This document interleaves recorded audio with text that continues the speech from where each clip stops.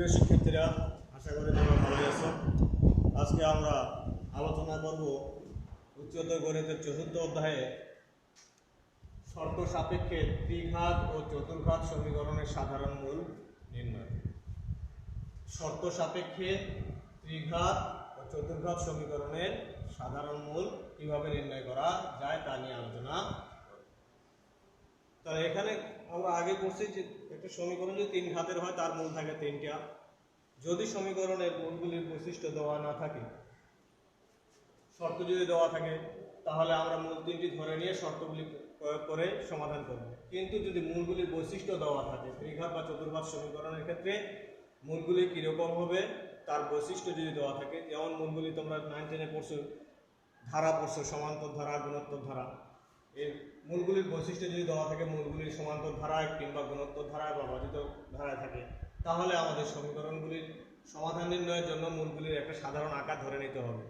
তাহলে প্রথমে আমরা দেখতেছি ত্রিঘাত সমীকরণের ক্ষেত্রে যদি মূলগুলির বৈশিষ্ট্য সমান্তর প্রগমনের থাকে বা সমান্তর ধারাভুক্ত হয়, তাহলে সমীকরণের সাধারণ মূল তিনটি আমরা ধরে নেব কিভাবে: alpha minus beta, alpha, alpha plus beta. যেহেতু বলা হয়েছে মূলগুলি সমান্তর সমান্তর ধারাভুক্ত, তো সমান্তর ধারা তোমরা পড়ছো, দুইটি মূলের যে কোনো দুইটা মূলের পার্থক্য সমান হবে। তাহলে এই ক্ষেত্রে যদি আমরা দেখি, দ্বিতীয় মূল থেকে যদি প্রথম মূলটা করি তাহলে আমরা বিয়োগফল পাবো বিটা, আবার তৃতীয় মূল থেকে যদি দ্বিতীয় মূল বিয়োগ করি তাহলে আমরা বিয়োগফল পাবো বিটা, অর্থাৎ ওখানে সাধারণ অন্তর হলো বিটা। তাহলে সমীকরণের ক্ষেত্রে যদি মূল তিনটির বৈশিষ্ট্য দেওয়া থাকে যে মূলগুলি সমান্তর শ্রেণীভুক্ত থাকবে, তাহলে আমাদের অবশ্যই মূলগুলির সাধারণ আকার ধরে নিতে হবে এই রূপটি। তাহলে তোমরা এই রূপটি মনে রাখবে। আর যদি সমীকরণের মূলগুলি বলে গুণোত্তর প্রগমনে থাকবে, তাহলে মূলগুলির বৈশিষ্ট্য আমাদের ধরে নিতে হবে এই রূপটি, অর্থাৎ alpha by r, alpha alpha. তোমরা গুণোত্তর ধারা করছো, পাশাপাশি দুইটা মূলের বিয়োগফল, যে কোনো দুইটা গুণ ভাগফল যদি সমান হয়, তাহলে সেই ধারাটাকে আমরা গুণোত্তর ধারা বলি। তাহলে যদি এই ক্ষেত্রে আমরা দ্বিতীয় মূলটাকে প্রথম মূল দ্বারা ভাগ করি, তাহলে ভাগফল আমরা কত পাবো? আর পাবো। তাহলে এই ক্ষেত্রে আমাদের সাধারণ অন্তর হবে আর। আর যদি ত্রিঘাত সমীকরণের ক্ষেত্রে মূলগুলির বৈশিষ্ট্য বলা থাকে যে মূলগুলি ভাজিত প্রগমনে থাকবে, তাহলে মূলগুলির সাধারণ আকার ধরে নিতে হবে এই রূপটি, অর্থাৎ 1 divided alpha minus beta, 1 divided alpha, আর একটা হবে 1 ডিভাইডেড আলফা প্লাস বিটা। আবার যদি সমীকরণের চার ঘাতের হয়, চার ঘাত সমীকরণের মূল থাকবে চারটা, সেক্ষেত্রে সমীকরণের মূলগুলি যদি সমান্তর শ্রেণীভুক্ত বলা থাকে, তাহলে মূলগুলির সাধারণ আকার আমাদের ধরে নিতে হবে alpha minus 3 beta, alpha minus beta, alpha plus beta, alpha plus 3 beta. অর্থাৎ এই রূপটি আমাদেরকে মনে রাখতে হবে। মূলগুলির সাধারণ যে আকারটা, সেই আকারটা মনে রেখে আমাদের মূল এবং সহগের সম্পর্ক প্রয়োগ করতে। যদি সমীকরণের মূলগুলি গুণোত্তর প্রগমনভুক্ত হয়, গুণোত্তর ধারাভুক্ত থাকে, তাহলে চার ঘাত সমীকরণের ক্ষেত্রে মূলগুলি আমাদের ধরতে হবে এই রূপটি: আলফা ডিভাইডেড আর কিউব, আলফা ডিভাইডেড আর, আলফা আর, আলফা আর কিউব। এই ক্ষেত্রেও আমরা যদি এখানে করে ভাগ করি, যে কোনো একটা মূলকে তার আগের মূল দিয়ে ভাগ করি, তাহলে আমরা ভাগফল সাধারণ আর পাবো। আর সমীকরণের মূলগুলি যদি ভাজিত প্রগমনে থাকে, তাহলে আমাদের এই চারটি রূপ ধরে নিতে হবে, অর্থাৎ মূলগুলি সাধারণ আকার ধরে নিতে হবে এই রূপটি। তারপরে আমাদের মূল এবং সহগের সম্পর্ক 2, 3। আচ্ছা, তাহলে এবার আমরা একটা উদাহরণ দেখি। উদাহরণ হিসেবে যদি আমরা একটা অঙ্ক দেখি, এখানে একটা অঙ্ক দেখতে পাচ্ছেন, লেখা আছে দুইটি মূলের যোগফল 0 হলে 4x cube plus 16x square minus 9x minus 36 0 সমীকরণটি সমাধান। তাহলে এখানে আমরা দেখতেছি যে সমীকরণের মূলগুলির কোনো বৈশিষ্ট্য দেওয়া নেই, শুধু বলে দেওয়া আছে মূলগুলি দুইটা মূলের যোগফল কী হবে? 0 হবে। অর্থাৎ মূলগুলি সমান্তর শ্রেণীভুক্ত না অগুণোত্তর শ্রেণীভুক্ত না ভাজিত শ্রেণীভুক্ত সেটা উল্লেখ নেই। সেক্ষেত্রে আমাদের সমাধান কীভাবে আমরা করতেছি দেখি। তাহলে সমীকরণটি দেওয়া আছে 4x cube plus 16x square minus 9x minus 36 0। তাহলে আমরা এখানে দেখতে পাচ্ছি যে সমীকরণটি তিন ঘাতের সমীকরণ। তাহলে এই সমীকরণটির মূল থাকবে আমরা জানি তিনটা। তাহলে মূল তিনটি আমরা ধরে নিলাম আলফা, বিটা, গামা। তাহলে এবার যদি আমরা মূল এবং সহগের সম্পর্ক নির্ণয় করি, মূল এবং সহগের সম্পর্ক আমরা পাই। তাহলে 3 ঘাত সমীকরণ, তার 3টের সম্পর্ক পাবো আমরা। প্রথম সম্পর্কটা আমাদের ছিল মূলগুলির যোগফল। তাহলে মূলগুলির যোগফল ইজ ইকুয়াল টু ছিল মাইনাস x স্কয়ারের সহগ ডিভাইডেড x কিউবের সহগ। তাহলে আমরা লিখতে পাচ্ছি alpha plus beta plus gamma is equal to minus, সমীকরণ থেকে আমরা দেখতে পাচ্ছি x স্কয়ারের সহগ হলো 16 বসাইলাম, আর x কিউবের সহগ হলো 4। তাহলে আমরা এখানে ক্যালকুলেশন করে পাচ্ছি -4। এর নাম্বারিং করে রাখলাম 1 নাম্বার।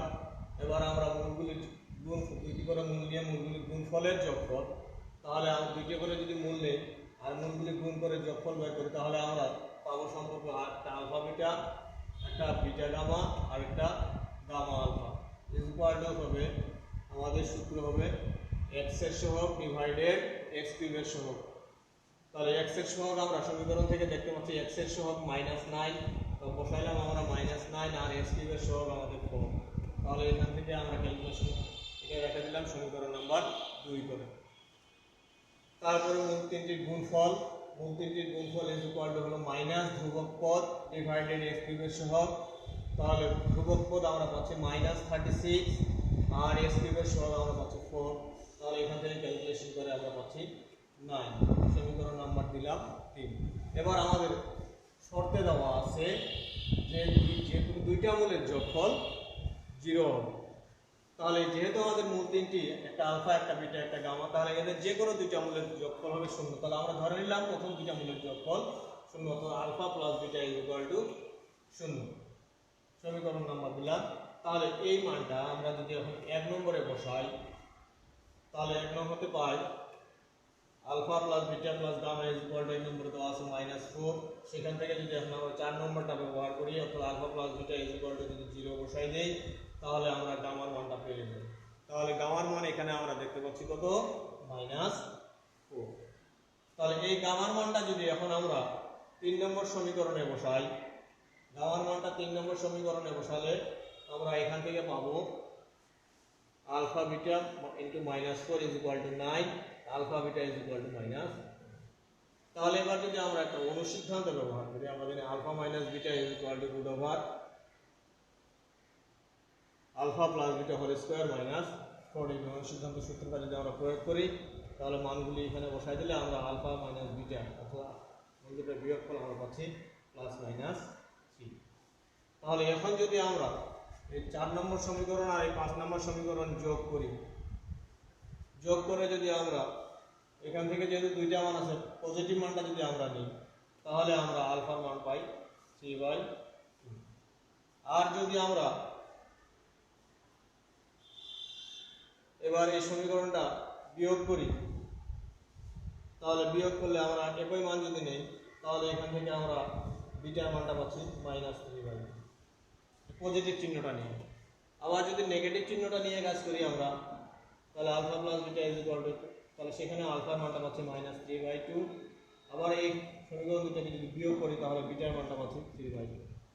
তাহলে আমরা পজিটিভ চিহ্নটা নিয়ে পাচ্ছি আলফার মানটা 3/2, বিটার মানটা -3/2।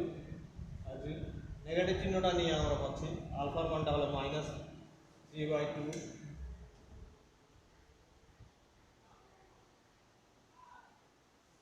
-3/2। আর যদি বিয়োগ করে দিই, তাহলে বিটার মানটা পাচ্ছি 3/2। তাহলে এখান থেকে আমরা দেখতে পাচ্ছি আমাদের যে কন্ডিশনটা ছিল দুইটি মূলের যোগফল, আমরা দুইটি মূল ধরে নিয়েছিলাম alpha plus beta is equal to 0। তাহলে এখানে যদি আমরা alpha plus beta is equal to 0 পাই, তাহলে দেখি দুইটা মূল যোগ করলে আমরা কত পাবো, 0 পাবো। তাহলে এইভাবে আমরা যদি কোনো শর্ত থাকে, তাহলে শর্ত সাপেক্ষে আমরা অঙ্কগুলি করতে পারবো। 2, 3। আচ্ছা, তাহলে আমরা আরেকটা অঙ্ক দেখি।